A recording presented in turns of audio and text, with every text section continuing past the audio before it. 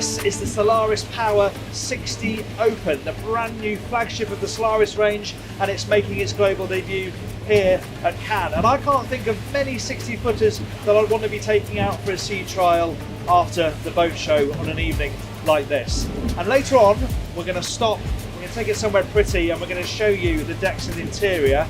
But before we do that, let's find out what this 1.7 million euro super day boat is like to drive. I'm Jack Haines, welcome to YachtBuyer.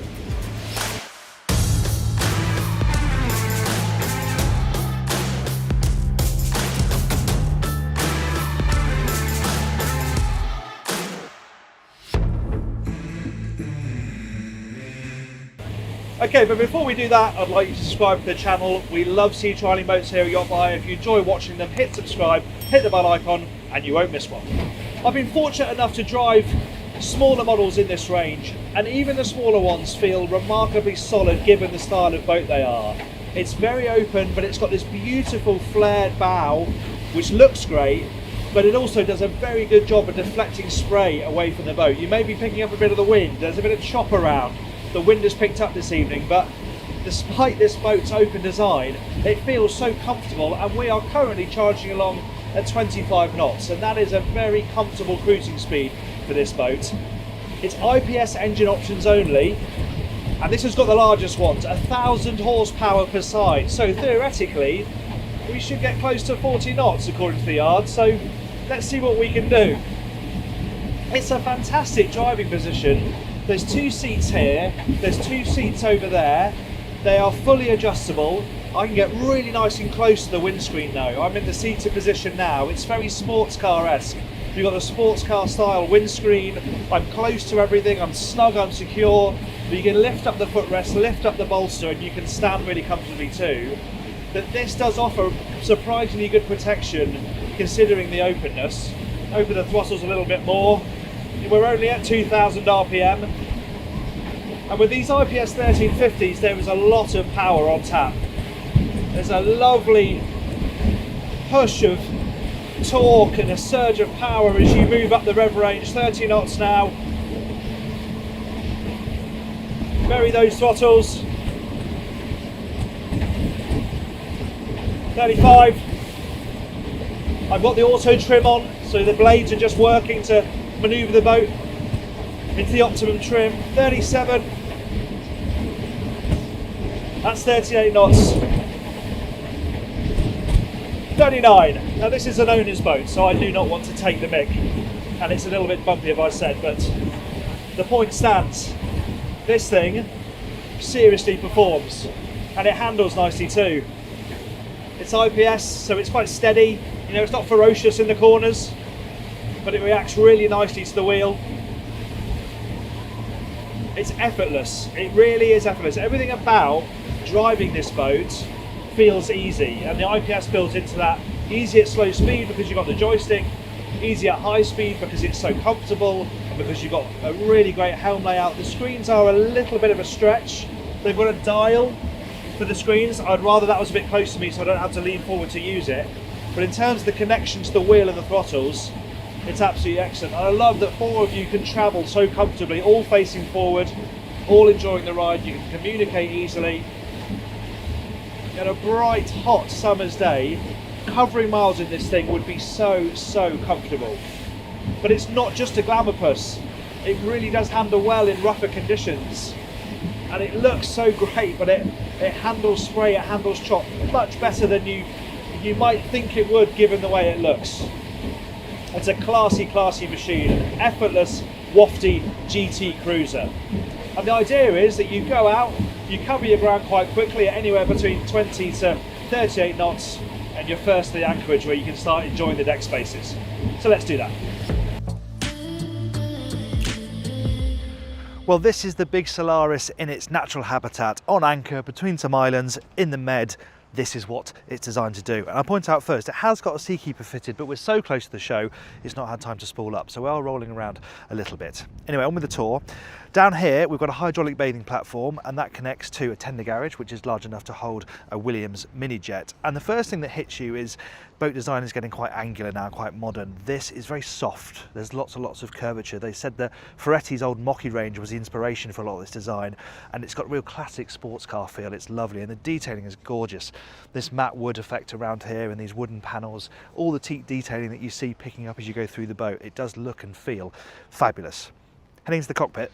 There is form and function. We have all of the mooring gear down here, the cleat and the fairleads, but that is hidden away under this capping.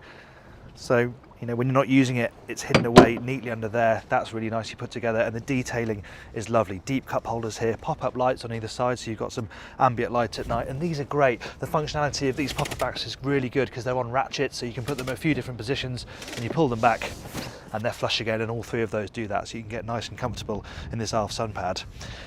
And then amidships, you have the balconies. You know, we see these everywhere now, but they still work really well, especially on this scale. And here they don't necessarily connect with the water line, but they connect with the seating area here, which is really nice. And when you're sitting down in these two tables, it means that you've got this unbroken view out over the water, and as a place to jump off and enjoy some water sports, they're absolutely fabulous. And what I really like about this arrangement is, okay, you've got two tables, they're split, but it means you have this lovely central passageway. It means that people are split when they're dining, but I think in terms of the movement around this area, it makes it so much more flexible that you can move around the outside and you can move through the middle.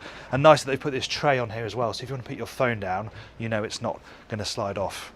It's an open boat, but it's a med boat. It's a hot weather boat, so protection is also important. You've got this very substantial hardtop, and that's supplemented by an optional bimini.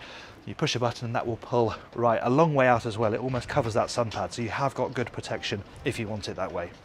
Heading further forward, this is the area where you can serve your guests from. So there's a mix of storage in this section. This bit's quite nice because it's got bespoke storage for all the boat's crockery. You've got a space for your cutlery down there as well. And then these two are the serveries. So under this lid, you've got the sink, and over on that side where you find the grill. And everything you come into contact here feels extremely tactile and of very high quality. There's real solidity without this boat. Walking around, the teak feels solid underfoot. All of these railings are beautifully connected to their mouldings, and even the lids feel high quality. The doors as well. It's a quality product. It truly is. This is a nice touch too. If you want to watch some TV, you can do that.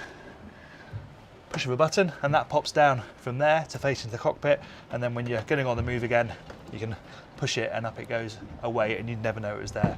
That's really nice. Up to the foredeck.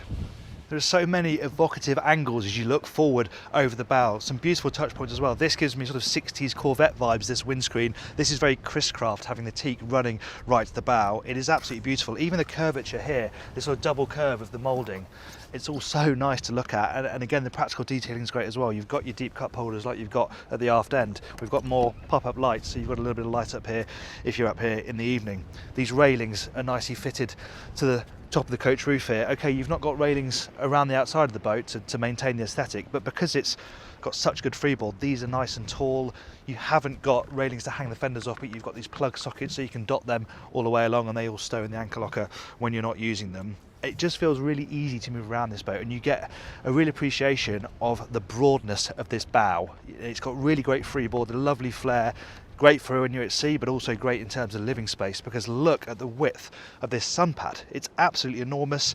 Nice sofa built into the front of it as well, and these are a nice addition too, so you know, it makes it a little bit more sociable if people are sitting there, but also you can recline up here, look back over your boat, really enjoy the view.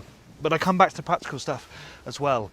The anchor winch is hidden away underneath these panels here, so again, when it's not in use, it's all beautifully discreet, you wouldn't even know it's there. But pop-up cleats as well on both sides. Again, they pop away when you're not using them. You've got a winch as well, so you can tighten your lines if you're mooring in the Mediterranean style. It really is style and substance beautifully intertwined. Let's head inside. Right then, onto the lower deck where there are a few different layout options. We'll run through those as we go. This boat's got the 3-cabin layout, which leaves you this little seating area down here. I think it's only really here to serve the coffee machine, which of course, this being an Italian boat, has to be somewhere. There are some alternatives here though. You can have another bathroom here, or you can have it as a 4th cabin and you get a bathroom with that as well if you go for that option. 4 cabins would feel quite tight, I think. This feels like a good mix. Down here, we've got the guest cabins. So in this arrangement, this passageway leads down to the day head, but also to the 2 guest cabins. There's a twin to starboard, and then to port, over a similar footprint, we have a double. Now these don't have private bathrooms, but you've got that day head just there, so these cabins share that bathroom. Another layout you can have is just 2 cabins, and in that, guys, you lose this partition, and this is one full beam owner's cabin. And if you're not going to have lots of people on board very regularly, that would be a really nice setup. You've got the big spacious cabin here, and the one forward we're going to look at now. In this arrangement, this is the owner's cabin forward, and this would be a VIP if you have that 2-cabin arrangement. I hope that's all clear. But this is a really nice space actually, and because it's where it is, there's loads of headroom. You wouldn't have this amount of headroom if you were in the master amidships. Floor space is decent too, and there's really good storage as well. These hanging lockers on either side. Incidentally, you do lose this if you have the 4th cabin with the bathroom, because this is where the bathroom goes. There's something to consider. Storage elsewhere is pretty good. There's this nice drawer under the bed, so you can get to that without having to lift the bed up, which is always quite nice. And you've got some slots either side of the bed to put phones, valuables, that sort of thing. And this has got its own private bathroom, so you've got a nice private ensuite here, which is large enough to have a separate shower cubicle. And that's the guest spaces. Let's go and find the crew cabin. I'm glad we came to the crew cabin because I forgot a function, which is that these backrests flip over the other way, so then of course you can use these seats to look out over the balconies. Just makes a bit more of them. You've not always got your backs to them. But the other point is that you can lift this up, and through here is where you have access to the crew space. There is a lot to like about this boat, but I do not understand what they're trying to achieve by having a crew cabin. A, it's not the type of boat that really needs one, and the idea of somebody actually sleeping down here is frankly quite ridiculous. Where's the bed, I hear you say? Well, you climb down the ladder, you come down to your bathroom, and then your bed pops out from the wall.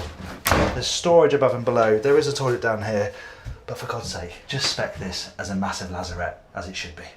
Let's go to the engine room.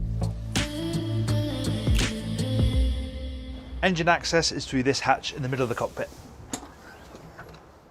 Tip to myself for future boat tests, don't come down here immediately after the sea trial. It is rather warm.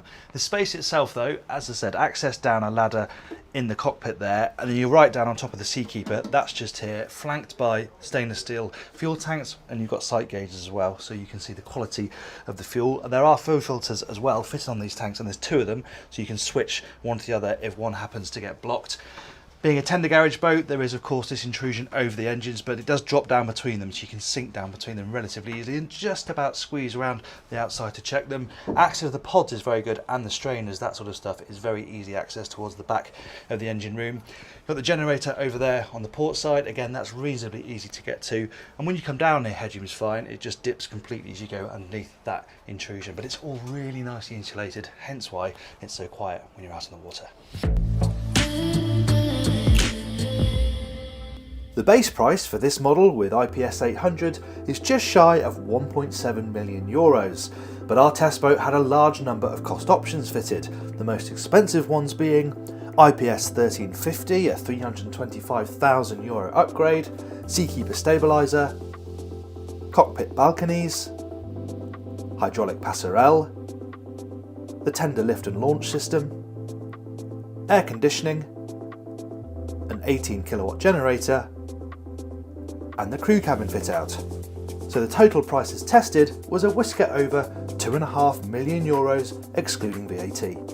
Remember, if you want more details on specs and pricing, you can read the in-depth review of the Solaris Power Open 60 on yachtbuyer.com and compare it side by side with its nearest rivals. If we were to use one word to summarise this boat, it would be elegance. It's a slightly worn cliche, but it feels like a Bentley of the sea. It has that craftsmanship, that presence, that easy class, but also the performance, the ability to take you a long way in great comfort. That compromised crew cabin aside, in this sector, I think it's right to the top of the class.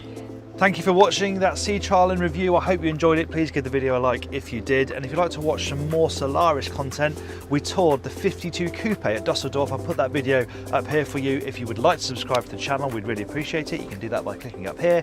Thanks again for watching. I'm Jack Haines. This is YachtBuyer.